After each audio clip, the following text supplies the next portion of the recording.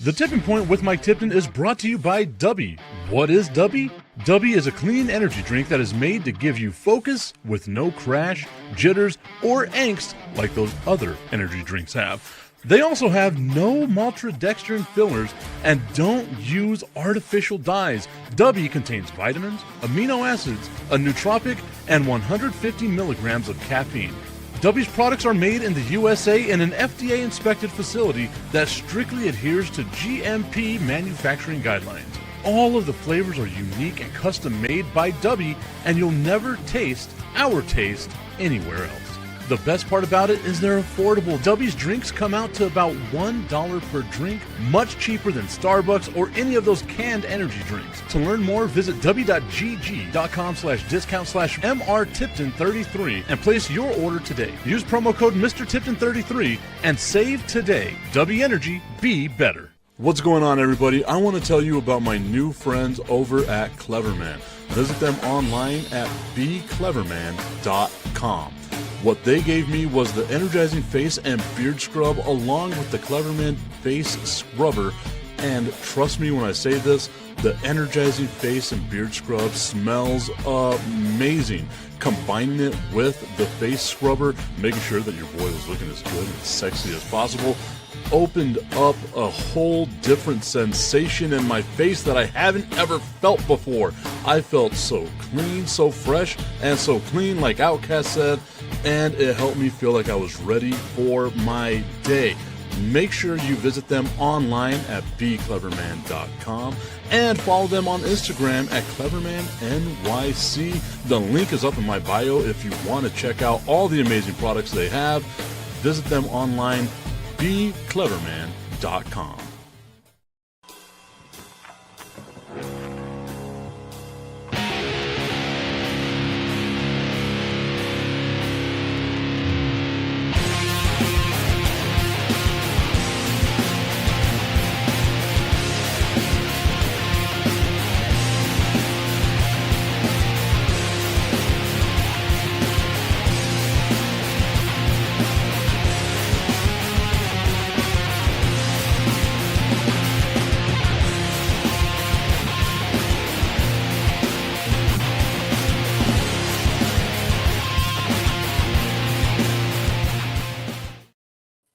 It is time for the Tipping Point with my Tipping. It's a TIP VIP Friday. Y'all run the show today. You let me know what it is that you want to talk about. I got my dude Augustine hanging out with me here. We are live on YouTube, on Facebook, on Instagram, on LinkedIn, and of course on X. I was going to say slide into my X. That doesn't sound right. Just send me a message on any of these social media platforms, and you know that I'm going to have myself a good old time. Carlos Daniel, I'm not going to try to pronounce that last name, saying, yo, what's up? What's up, Carlos? Hope you're having yourself a great day today.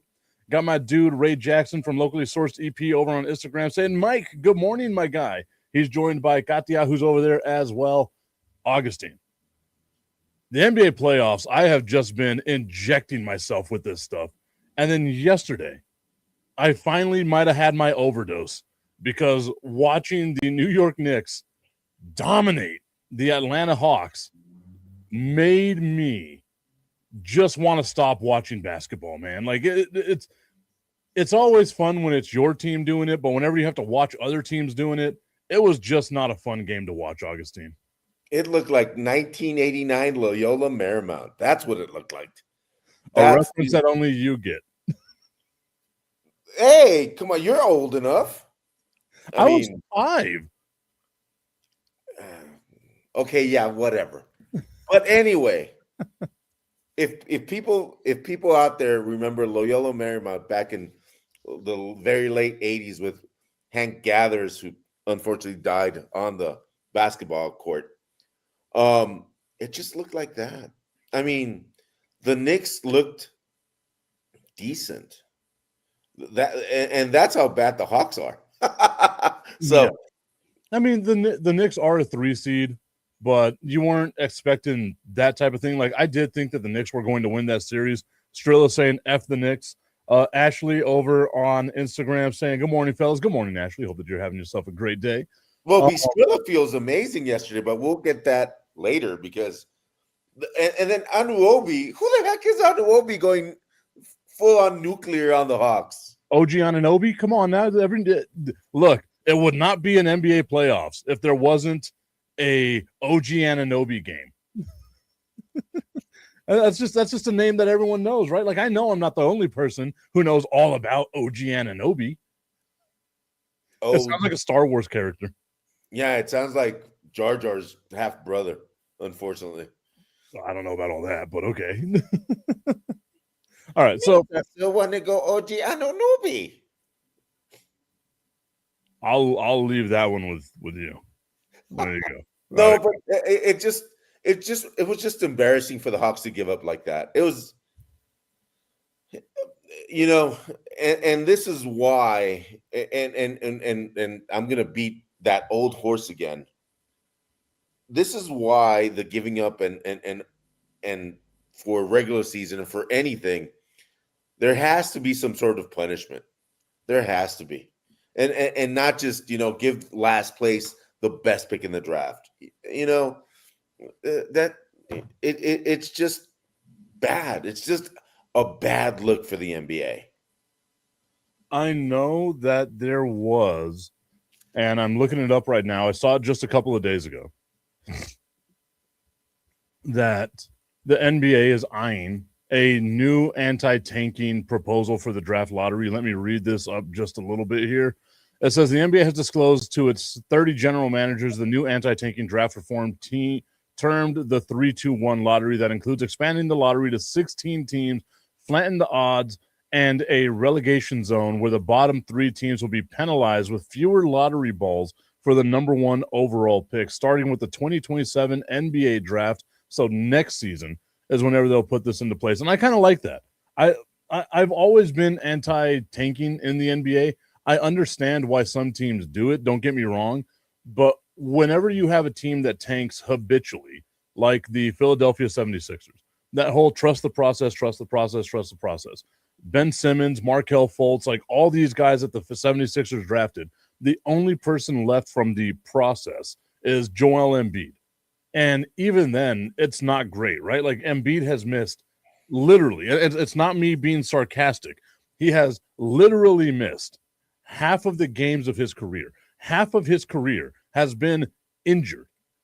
That's your process. That's what we're supposed to trust. And then we saw it yesterday, right? Whenever Joel Embiid is healthy, he's a dominant player. But that caveat there of whenever is so few and far between. Like I can't wait to see the NBA and how different it looks, because it's super obvious when you see teams that are tanking, like Utah last year. Like it was just, and it's not fair for the fans to have to deal with that. You want to support that. Tommy's Dallas Mavericks might be punished for the remainder of all time because you got rid of Luka Doncic just to, tank. Yeah, but with Embiid, the thing with Embiid that, yeah, he's dominant and all this, but he cries all the time. That's like NBA now, though. Like that's what all of them do. Well, I haven't seen Wemby crying. I haven't seen Jokic crying. You see Jokic cry a bit. Wemby, I will agree with. I don't think I've seen him cry. Maybe it's just me because I'm wearing the hat. Maybe I got to remove the hat, take my fandom off. But again, I announced it the other day that we're going to be joining the Under the Hood podcast family with ESPN 1000 in Chicago. And I was talking yesterday with Jonathan Hood on his show, and he asked me about Wembanyama. I don't think you could put Wembanyama in the same list as you can all the other NBA players, because he has that weird, crazy Michael Jordan gene of I hate everybody. Yeah. And he finds a way to hate you. That's the scary part too. I mean, in the next series, granted, it's going to be Minnesota against your powerful Spurs, and that series is going to go a whole 4 games, I think. But I think that one can go 6. With the lack of players Minnesota has, and really the killer mentality that the Spurs have, I don't think it'll be either a sweep or a gentleman's sweep. That'll be it. Okay, that will be it. I'll put it this way: if San Antonio plays as loose with the ball as they did against Portland, I don't think that they'll be as successful. I think Minnesota, even injured, is a much better team than the Portland Trailblazers. But I can also see a scenario here with a very injured, like you don't have DiVincenzo, you might not have Anthony Edwards, you're not going to have old boy that comes off the bench. Why can't I think of his name right now? Oh my God, why can't I think of his name? It's right there. Dasu Nomu? Is that it? Like, oh yeah, the weird name guy. Yeah. Yeah. Yep. You're not going to have him because of the calf injury. You don't want to rush him back from the calf because, as we've seen, it can go to a torn Achilles. So, yes, the Spurs should dominate this series. You have to put that there. But the Spurs were playing with their food in the last series. I mean, you could see they were playing with their food. But again, like, you cannot win a championship that way. You can play with your food in the regular season. Don't do that shit in the playoffs because it can come back and bite you in the ass. And I want to see what'll get me on the side of the San Antonio Spurs again. Like, I'm a fan, but like I said, I don't think they're going to win this season. What would get me on their side is to watch them come out, say this team is hurt, and just slap them around. Let the Minnesota Timberwolves hang around, they're not mentally where they need to be to win a championship. I agree completely. And this is where you go to the buffet table and kill it. Oh, 100%. Yeah, our dude Ray Jackson, he's got a great question for us. Is it okay to root against your team because of a certain player? Yes. Give me an example. I'll give you a perfect example. Aaron Hernandez. Exactly. But I mean, okay, so like to me that's different, right? Because all that stuff came out in the offseason. Hernandez wasn't on the team whenever they started playing, and it just kind of went away. Yeah, but my example was different. I'll give you the perfect example because I hated the guy. I hated the way he shot. I hated the way he defended the post. I hated his face. He has a punchable face. Cartwright. Bill Cartwright? Bill Cartwright. Oh, you're a Bulls fan then, is what I'm guessing. Exactly. Okay. Because Bill, you are 100%. If you do not know the way that Bill Cartwright shot, it was the most janky. How the hell that made it to the NBA? Granted, 70s and 80s, he had a 20-year career or whatever, which, again, wild that Bill Cartwright spent 20 years in the NBA. He was 7'1" and had really good lateral movement. That's why he spent that time there. But I thought it was going to go the other way around, right? Like Dennis Rodman joining the Bulls in the 90s. No, I love Dennis. I loved his antics. I loved the way he would frustrate the heck out of opponents. I mean, if he was on my team, I would love him. If he was against my team, I would hate him. Wow. Ray Jackson is saying, let's just say, all caps here, go Rockets. So that means he's rooting against LA. Is it because of LeBron or is it because of Bronny? Is it because of Luka? Like, I don't know how you can hate on Luka. Not on Luka. I can't hate on LeBron anymore because he's part owner of FSG. Yes, there you go. So I need to get a good site so I can get some good Liverpool tickets. Who cares about the, Dude, the things that Fenway Sports Group owns is insane to me. The amount of things. It's because what? It's Liverpool, like you said. It's the Red Sox. It's the Pittsburgh Penguins, and I think like there's two other things that they own that are like major as well. Yeah, they're buying another team in Spain. Ray said, it's the King. So this has been 7 years then. Because this is the longest LeBron's been on a team, is with the LA Lakers, 7 years that he's been with LA. You've been hating on your own team for 7 years? Or is it because it's been super underwhelming? Because, again, I think this LeBron to LA thing, you have to look at as super underwhelming because you were expecting them to win multiple championships. And it's shitty to say this from this standpoint. LeBron James's career, where you wanted to say championship-wise, has been super underwhelming. The individual performance is fucking phenomenal, but the championship rings that you would have liked to have seen LeBron win, he just didn't. The time in Miami was super underwhelming. That bad NBA Finals against the Dallas Mavericks, who just dominated that series, they should have lost 2 to the San Antonio Spurs. They got lucky and won that one.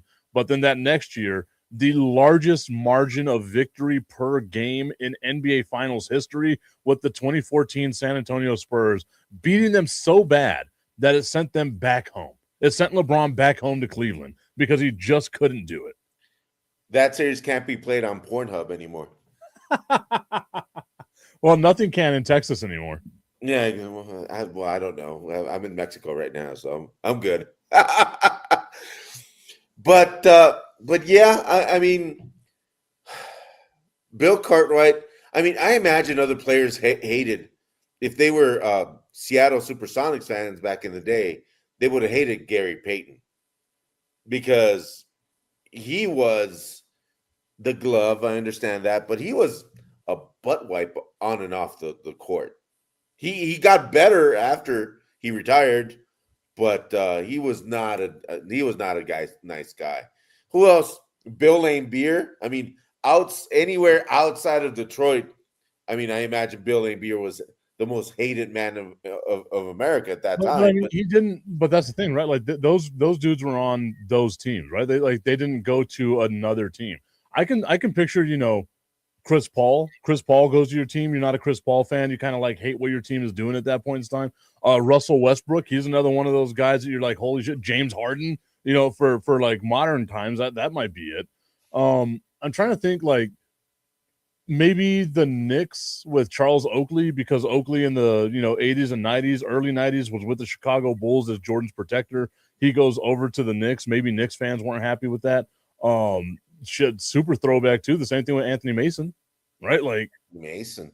Yeah, like that might be one. Bistro saying right now, Jalen Duren. Dude is playing like a little bitch straight up. I hope he's watching this podcast. You hear that, Duren? You hear that, you little bitch? You 6'11" little bitch. You hear it? Said the guy that likes rock hard men. But anyway. Ashley over on Instagram saying the Supersonics was my team back in the day. I think Gary Payton was the reason that they were my team. I mean, I can agree with that. Like I think Gary Payton and, like you said, Bill Laimbeer, those are those guys that you just kind of look at them and you're like, I'm glad they're on my team and I would hate to play against them. You know what I mean? For me, it was Bruce Bowen, right? Like Bruce Bowen as a Spurs fan, you had to have loved, but then seeing Bruce Bowen, play offense. Yeah.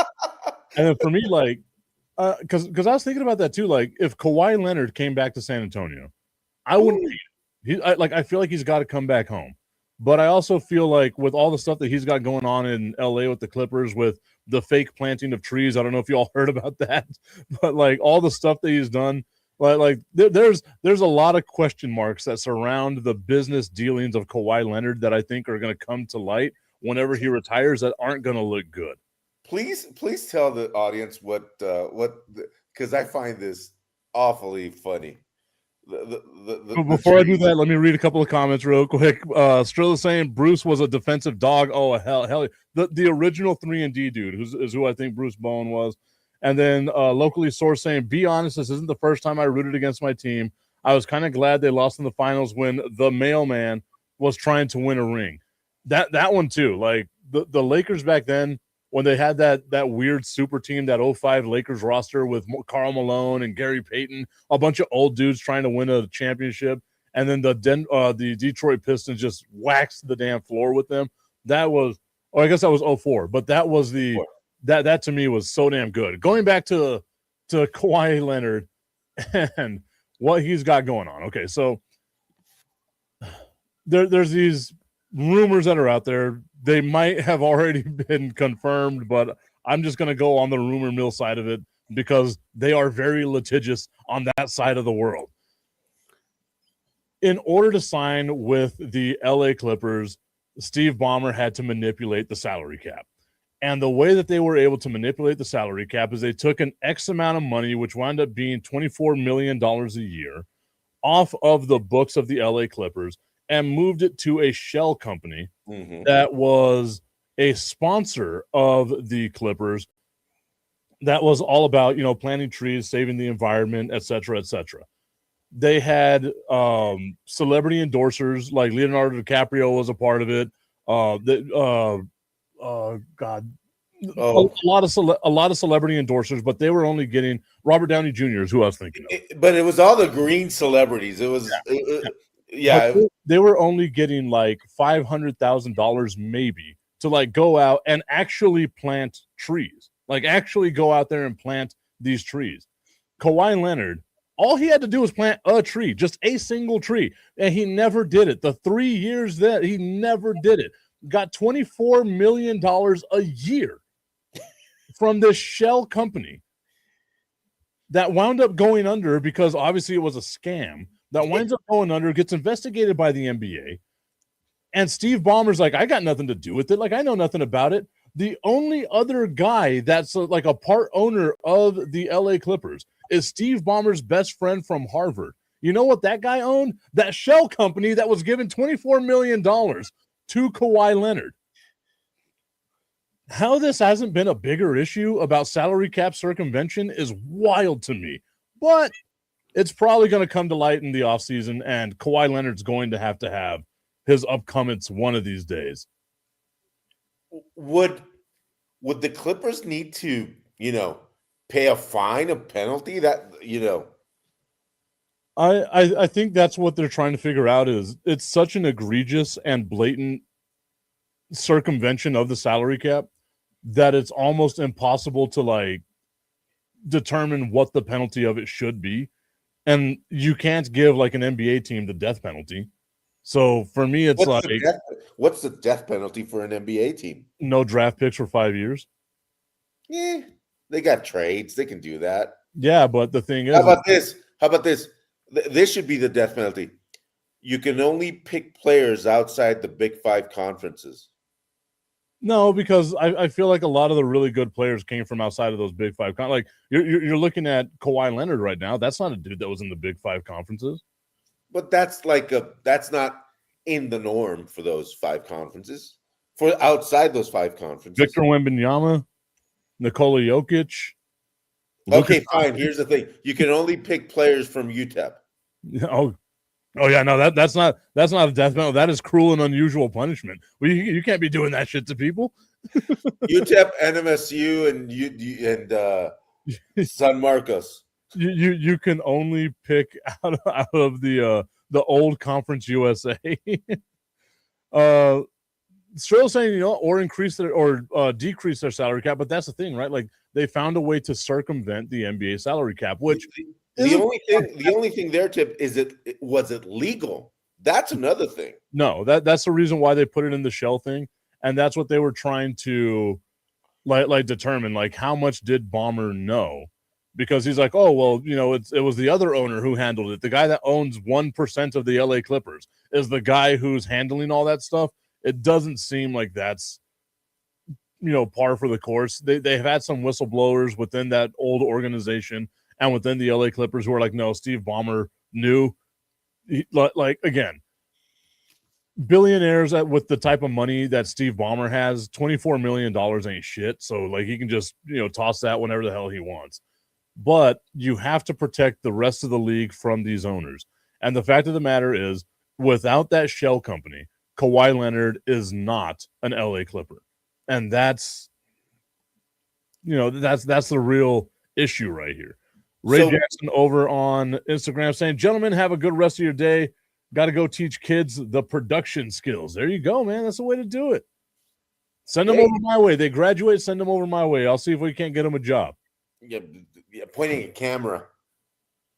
Please. And people have no idea how hard that is. Oh, 1,000%. Like I am not a great camera operator. That's why I'm glad I hired people that are really good at it. But like we've got a bunch of other positions, some other things like that, audio operators, replay operators, directors, technical directors, graphics people. We got all kinds of stuff. Augustine, we've got a crew of damn near 30 people. Wow. Yeah. Hey, maybe Bistrilla needs a position. Yeah. Strilla, I got nothing but love for you. Come on out, buddy. You want to work in El Paso? I got you. We'll figure something out. No, but getting back to the NBA, now let's, getting to the good game that was on yesterday, a game that kind of proved that some other stuff. Minnesota with 8 people on the roster without the mega stars knocks over and kneels over and puts their foot in their neck and squeezes it tight. Bye-bye Denver Nuggets. Bye-bye the best player in the NBA, which he showed up. The problem is Murray didn't show up. The problem is, do you think Denver felt overconfident with Minnesota not having their star players? That's the other question. And what do people think? I mean, the sun shines on a dog's ass every now and then. You know what I mean? Like that's what happened with Minnesota. They got hot at the right time. Denver, like you said, just got cold at the wrong time. Jokic yesterday, 28 points, 9 boards, 10 assists, a block. Like almost a triple-double. Yeah, like Jokic did what Jokic does. But like you said, the supporting cast right there, Christian Braun playing 28 minutes and only getting you 3 points. Jamal Murray playing 40 minutes and getting you 12 points. And 4 of 17 shooting. Yeah, my dude, you got to find another way to impact the game, right? You know, the embarrassing part of that was that, you know, I was still watching the game and I was watching Shaq and you know, Barkley and that whole cast saying that Jokic in that game didn't do enough. I was like, come on, guys. I mean, they were saying, oh, we expected 35 points from him. I understand that, but this wasn't a joke. Like, yeah. You can expect 35 points out of Nikola Jokic all you want. Okay, he fell short by 7 points. Oh my God, what an underachiever. But you also have to remember, whenever you don't have guys making points, like Tim Hardaway Jr. playing 21 minutes, the only other player out of the starting 5 to play more than 20 minutes, whenever you have that happening, and you know you don't have to worry about guarding these other guys, Jokic was down there getting double-teamed, triple-teamed, quadruple-teamed at some points, and was still able to have a positive impact on the game. Meanwhile, the rest of his team, the supporting cast out there, other than Cameron Johnson, who played pretty well, didn't show up. Like, they just didn't show up.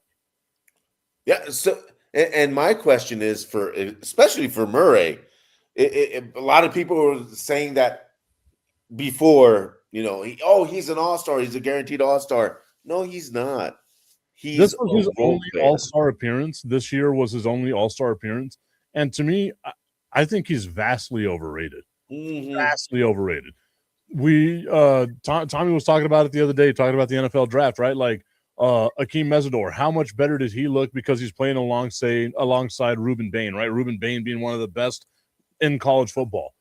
How good does Murray get or look because he's playing against, I don't know, or playing with, I don't know, the best player in basketball, Nikola Jokic, who's going to get you the ball in the right spot 99% of the time.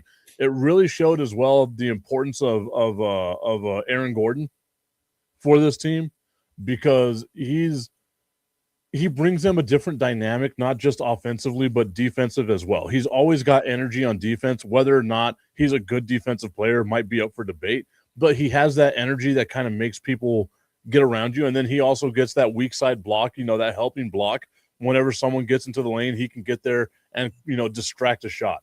Him, for me, I think was the most important thing. There was one play in particular that I saw huge weakness now in Jokic where the guy dribbling, and this was the guy, and I can't remember his name because it was his first playoff start. He's a rookie out of Illinois.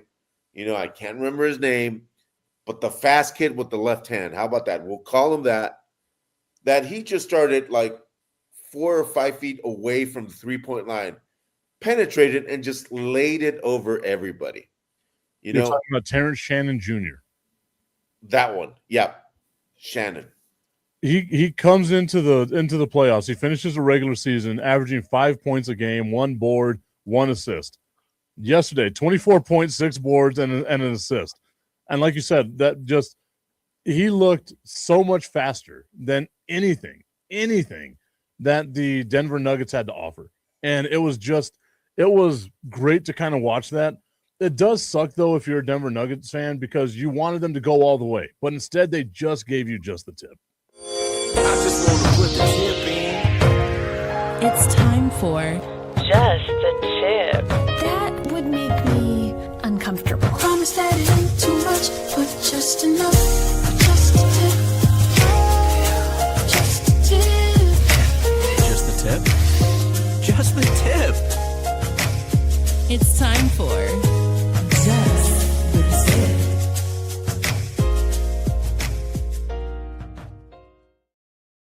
Just the Tip is brought to you by our friends over at www.myhappynuts.com. You see right here, I've got my beer nuts in my hand, but they're not happy right now because I haven't gone over to www.myhappynuts.com. Use promo code MikeTipton at checkout to save on my male grooming needs. So what I need to do is make sure I get that comfort powder, sprinkle them all over my nutsack right here, and make sure that it's nice and fresh moving forward in the future. www.myhappynuts.com. Promo code MikeTipton at checkout. Save on all your male grooming needs. Augustine, hold my nuts for me.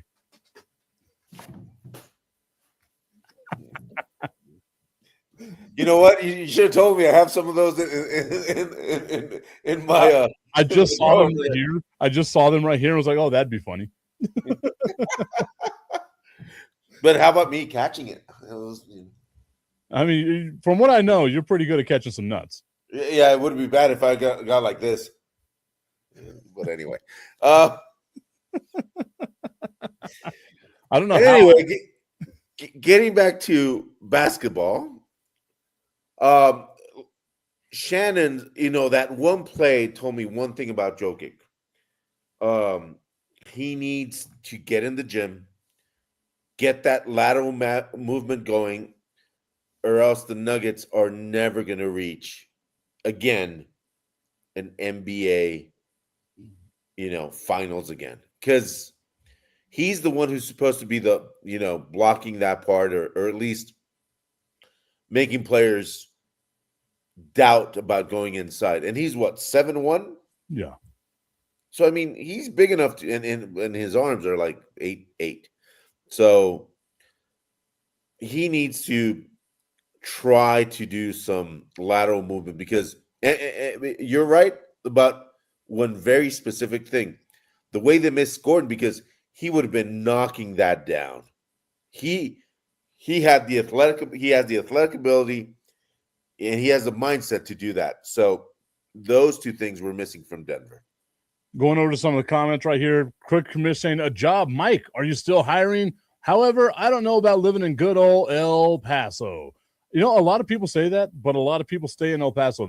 They fall in love with it, man. It's an easy place to wind up falling in love with it. Strill is saying, who says that Bane didn't benefit from having Mesidor on the other side of the court? That's like saying that Jokic benefits from having Jamal Murray on the court. No, Jokic is going to be whoever Jokic is going to be.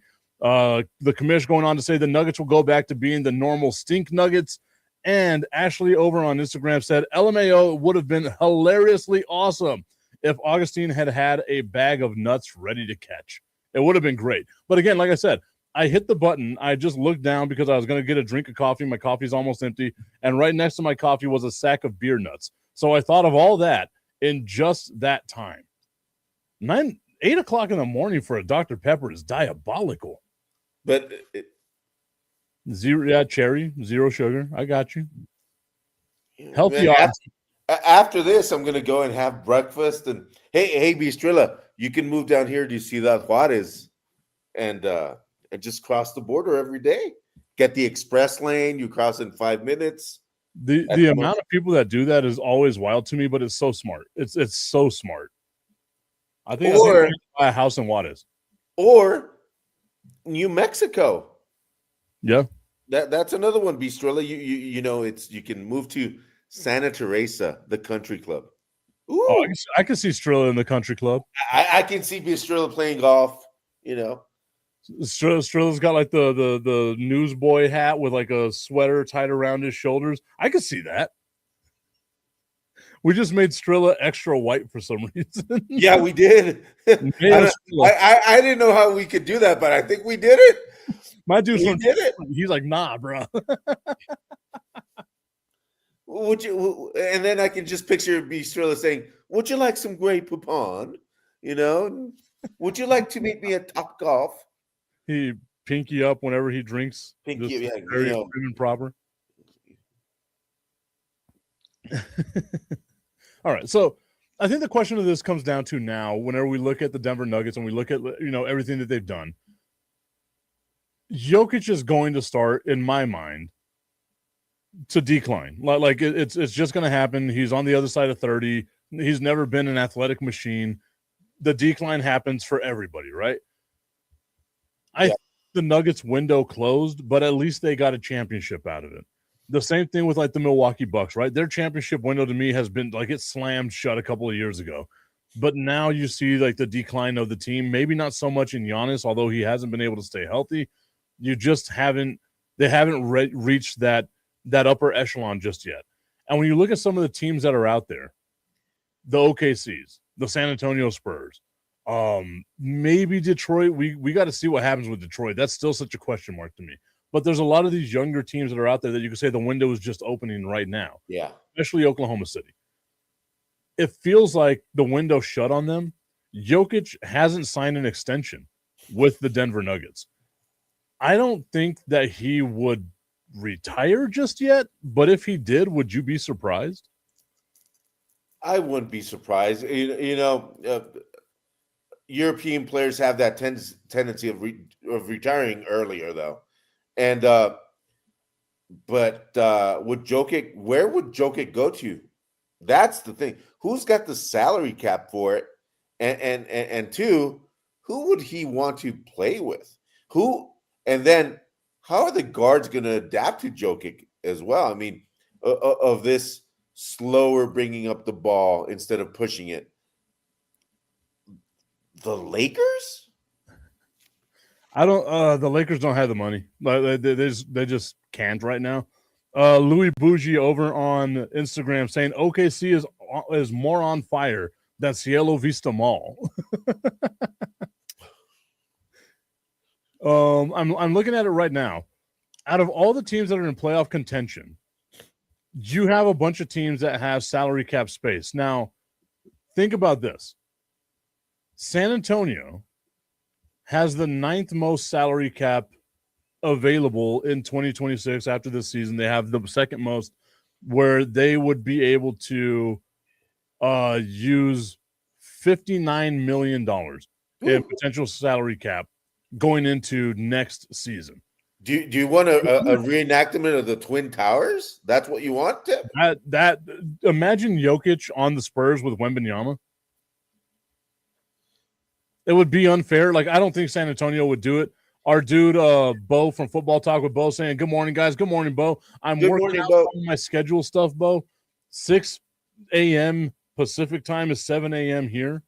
And I that's the time that I walk my kids to school. So I'm trying to figure something out. I'll be in contact with you on stuff, Bo. It's just been super effing busy for your boy.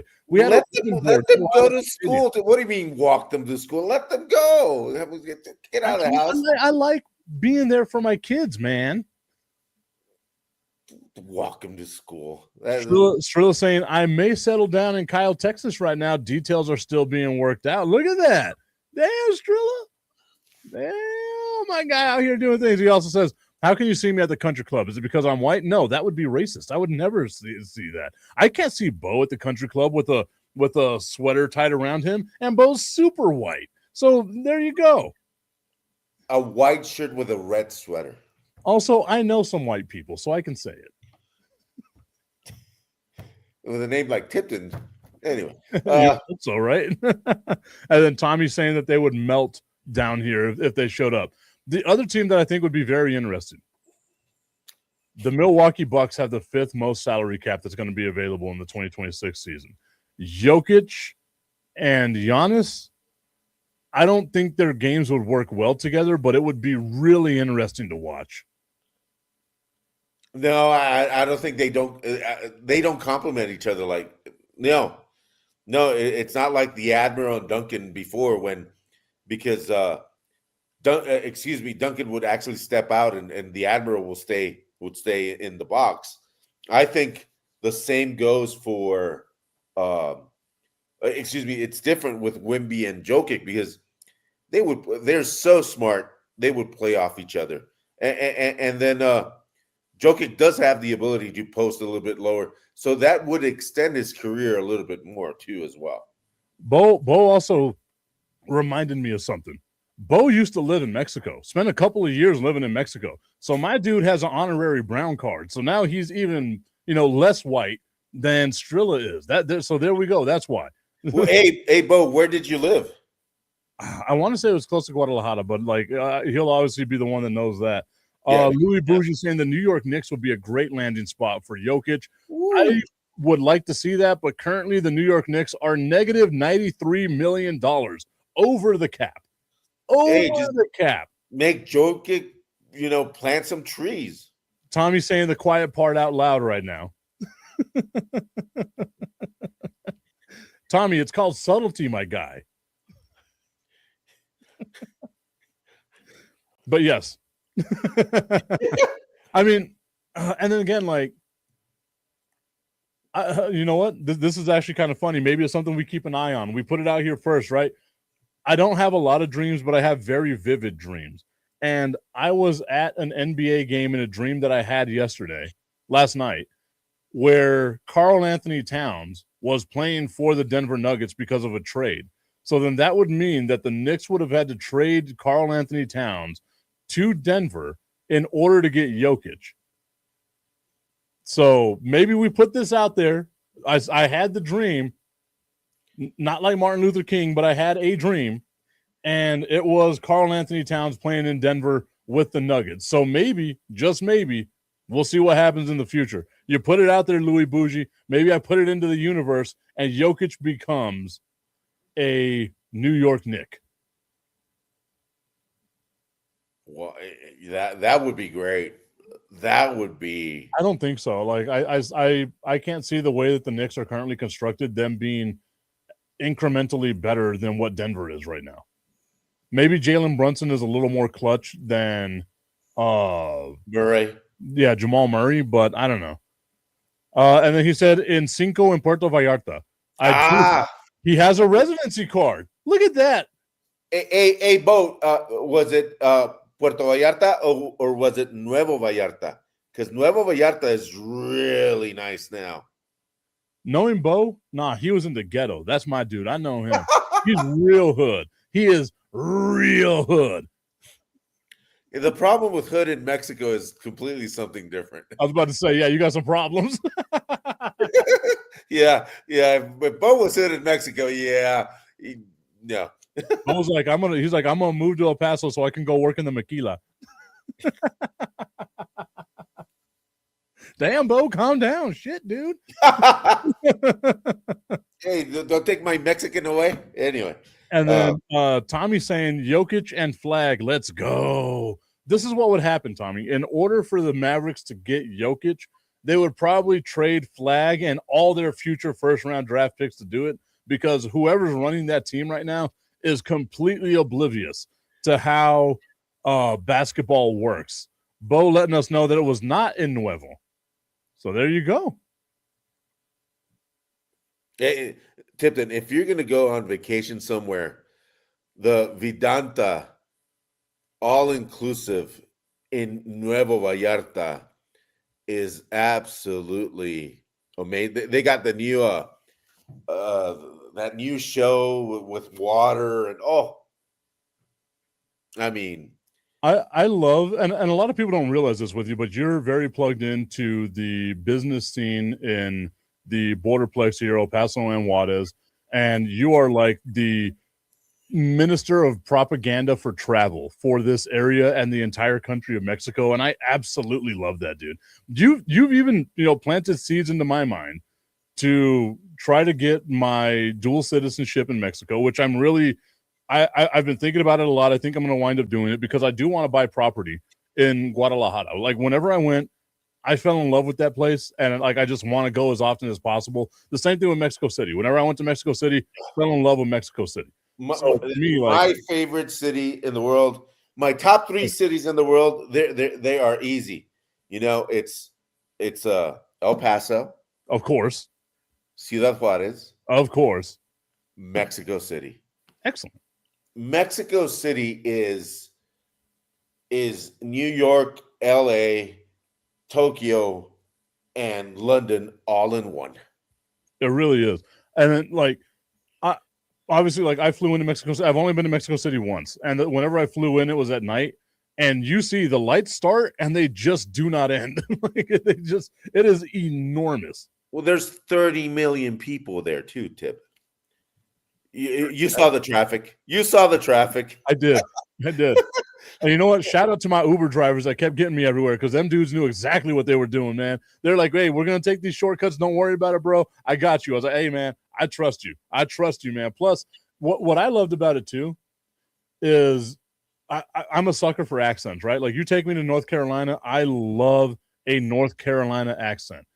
The Spanish spoken in Mexico City is absolutely beautiful, man. Absolutely beautiful. It's like that singing. ¿Qué onda, vato? ¿Qué pasó? ¿Qué andas haciendo? Very much so. Very sing-song, 100%. Bo saying, hey, driving through Mexico, the hooker hotels are the most secure locations for all your stuff. I mean, fuck, man. You know, I read it. I said, man, I wish I could say no, but he's right. The place I stayed in Guadalajara, it was like an Airbnb, right? And it was gated. It had like all this stuff.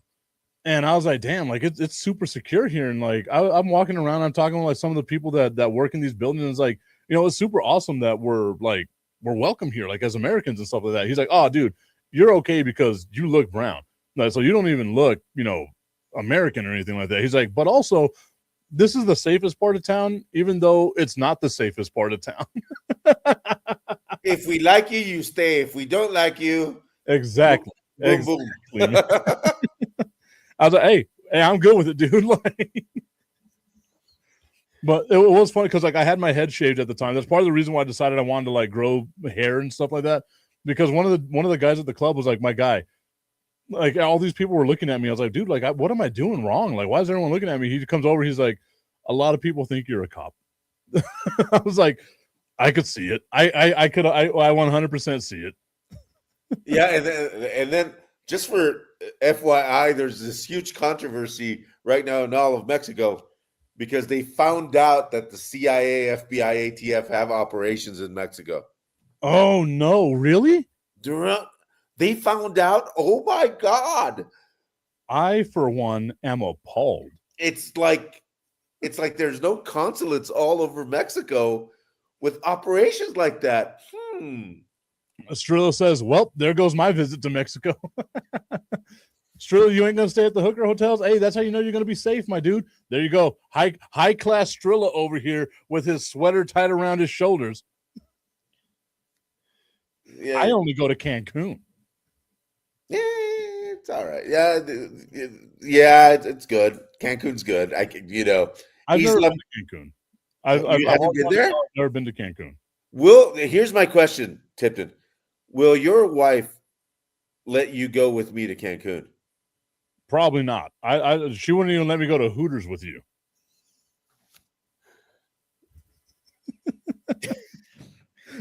We need to go to Cancun. That's why the only places me and you have ever eaten at is like Corner Bakery. We have to stay in very safe locations because I think it would get very debaucherous for both of us. Hey, that waitress though. Oh my God. But anyway, Augustine, put your rocket away, please. Still saying, nope, I'm the whitest whites and I look like the popo.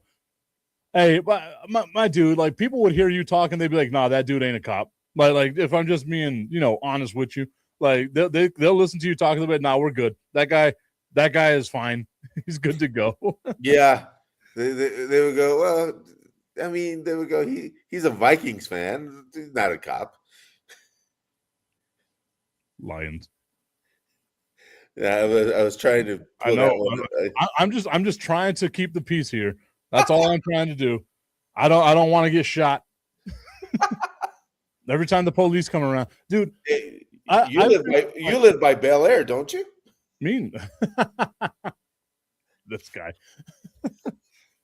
So like I've been conditioned, right? Like I've been pulled over a bunch of times. I've been doing a bunch of things. You know what I mean? Like the life I have now, so much different than the life I had in the past. where I got pulled over all the time and did all that, right? I am riding clean the first time in my life that I got, the right license and everything's good. Like I got nothing to worry about, right? But anytime I see a cop driving around my Mustang, I still 10-2. We got to turn the music down a little bit. We're going to be all right. I make sure I got like a collared shirt on so people look at me and they're like, oh, that dude, he's old now. Like we ain't got to worry about his goofy ass. So that's the way that I am now, man. I would pay money for you to do a First Amendment audit on cops. Oh God, no, please. We are fine. Strilla saying talking and seeing are two different things. I agree. But hey, just show up, drink a bunch of tequila, buy some weed, you'll be all right. That's exactly what you did in Guadalajara, isn't it? Oh, who? What? No. Whoa. Oh, well, excuse me. You got given tequila because of Jose Cuervo. No comment, but yes. Does Destiny know about all this? Yeah. Called her every night. Yeah, called her. You didn't take her. Strilla, or the cricket commissioner saying, try and present yourself in the most non-threatening manner possible. Hello, sir. I would like to buy 2 drugs, please. No,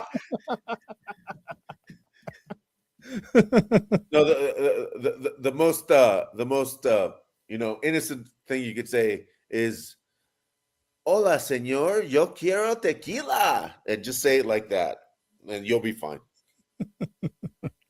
I mean, hey, I had a really good time in Guadalajara. Like, I'm trying to go back. I am talking with Cuervo again because to me, dude, that was one of the cooler experiences. I just love that area. Like, I genuinely do. And again, like me not knowing the geography of Mexico all that well until, very recent times, I did not realize how far south Guadalajara was. I thought it was further west. I thought it was closer to the Baja than it was to like the southern part of Mexico. Yeah, that's like a 2-hour drive from Mexico City too. It's not bad though. Yeah, no, not at all. But hey, have you ever considered wineries in Mexico? I've never done, like, I'm not a big wine guy, man. Like I wish, maybe it's, I still got the hood in me, right? But like I see people drink wine. I'm like, oh, I would like to see what it is that they're drinking and stuff, right? And they like swirl it around, they sniff it, they do all that fancy shit, and then they put it back. Man, if I'm gonna go drinking, I just want it to get me to where I want to be, where I don't feel pain no more, and then I just go on my happy little way. Like, I don't need to be smelling it. So I have never once grabbed a bottle of tequila and been like, oh no, that is a 1927. I'm not doing that bullshit. See, that's the difference between Strilla and you. Oh, there we go. Yeah. Strilla's always sniffing wine. I knew it. He even got a scratch and sniff of wine. But there's really good wineries in Baja California, and right south of Tijuana and all that part. Plus, you can go to Los Cabos, Cabo San Lucas. That is a great part as well. So, like, as a younger person, my introduction to Mexico was like obviously Juarez. I would cross the border whenever I was 14 because I had a beard and a deep voice and I never got ID'd. So I just go over, walk onto the strip. That $10 drink and drown at Tequila Derby was my spot as a kid. Was this the time where you would just go to the border and go American and just pass? Oh, 100%. No, you got your quarter. You give them a quarter. You go on your way. Like that's all you needed to do, man. Yep. And then I think it was like right out of high school, or like my senior year. I went to San Diego with my brother. We went to TJ. So all I knew about Mexico for the longest time was Juarez and all the debaucherous stuff I did in Juarez. And then my brother taking me to a donkey show. Yes, a real thing in Tijuana. I cannot believe, again, I was 17, dude. My brother didn't need to be taking me there. I don't know what the hell it was that he wanted to see. The older I got, the more I questioned things as to like, what the hell was my brother going? He went through a divorce. It was a second divorce. He went through the divorce. And I'm like, my dude, we are doing too much right now. Like, again, you know what it takes to make me feel uncomfortable? That is the line, and he found it. I also feel bad because I saw some people tuned in right now, and the first thing they got on the show was my brother took me to a donkey show. We apologize. This is a sports show, but here's the thing. Did you go down to Rosarito? I don't think so. No. Yeah. The best restaurants you're going to find are in Rosarito. I mean, bar none. Strilla said, "Damn, what did I do to catch all this? You didn't join us on the show. You got the link. It's a TIP VIP Friday. You could have been here, and you decided not to be. You stood us up. You hurt my heart. That's what happened here." And Tommy said, "I drank Boone's Farm. Does that count? Hey, if Boone's Farm counts as wine, I'm counting it too, because I think every single one of us growing up drank a little bit of Boone's. Except for Augustine, who's always been perfectly straight-laced, never touched a drop of alcohol in his life, which is why I did touch alcohol once, and it was after going to dinner. I had a Bailey's on the rocks. Oh. Strilla saying that I'm at work, playa. I know it says player, but I said playa just because we were talking about Mexico. He's probably at the playa right now. And yeah, hey, I'm with it, man. Hey, I would rather be there too. Turning red. Ashley says Strawberry Hill was the jam. I don't think I ever had Strawberry Hill. What the hell is Strawberry Hill? I'm sure it's like, I used to have, what was it? As a kid, yeah. So as a kid, like, you're trying to impress the ladies, right? Like, hold on, got to take the glasses off. Got to drop the voice down to the normal thing. You're trying to impress the ladies. So what do? You go to the gas station, you go to the Good Time store. And what you do is you pretend that you're older than you are, and you buy yourself some wine coolers. You buy that Bartles and Janes, baby. That's what your boy was getting back in the day. Hey, girl, you want one of these wine coolers?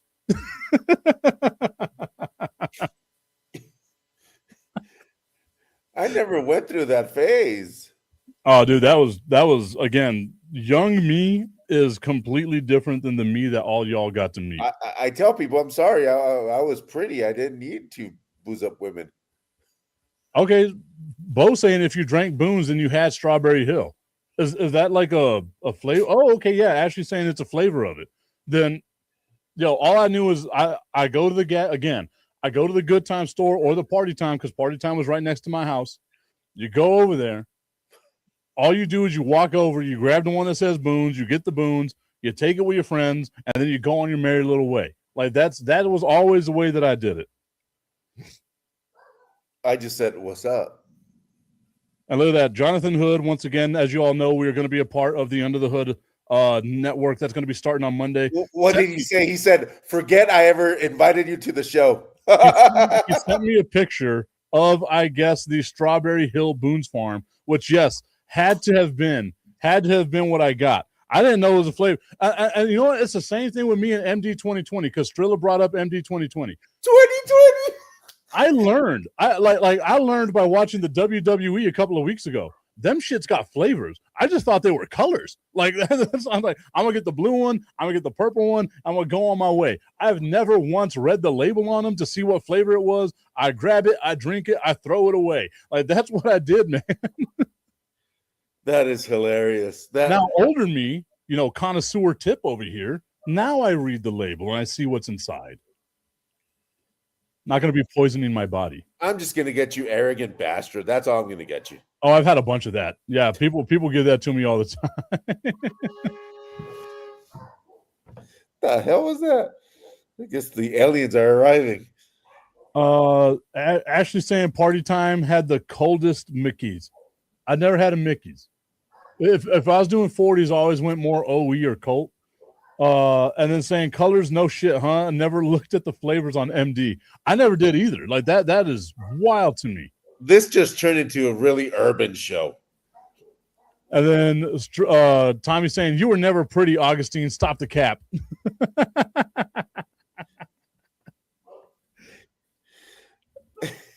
The Cricket Commish saying, "Wow, bro, please hook me up with Jonathan Hood, big time Bears guy." Oh yeah, no, that's my dude. Me and Hood go way back like 4 flats on the Cadillac, baby. And that's why, starting on May 4th, I am going to be a part of the Under the Hood podcast network. We are looking forward to it. We're going to be expanding the stuff that we're doing here with the Tipping Point with Mike Tipton as we move forward here.